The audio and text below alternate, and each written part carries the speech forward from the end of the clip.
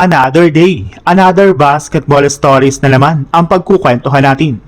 At ngayon nga ay pag-uusapan natin ang balitang posibleng pag-trade ng Phoenix Suns kay Jalen Green at ang balitang tumaas na nga po ang tsansa ng Miami Heat na makuha sa LeBron. Nakabuo na nga po ang Phoenix Suns ng mas maganda at mas malakas na lineup ngayong offseason matapos silang makakuha ng mga magagaling na scorer sa trade market at free agency market katulad na lang ni Miles Bridges at Luke Kennard. Kaya sigurado nga po na matutulungan nito ang kanilang mga superstar na sina Jalen Green at Devin Booker sa kanilang mga laro sa susunod na season.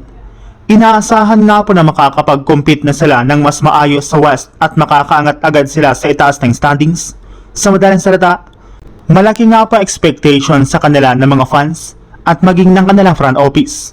Kaya kung sakali man nga po na pumalpak ang kanilang kampanya ay sigurado nga po na meron agad matatanggal sa kanilang kupunan.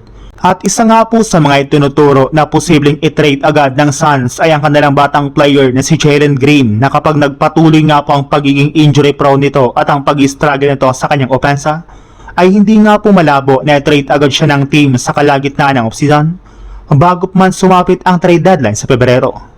Sa ibang balita naman, hindi rin naman nga talaga nagpapatalo ang Miami Heat sa Golden State Warriors, Cleveland Cavaliers, Minnesota Timberwolves at Philadelphia 76ers, gayong mas tumaas pa nga po ang kanilang tsansa na makuha sa LeBron kasunod ng ginawa ngayong araw ni Giannis Antetokounmpo.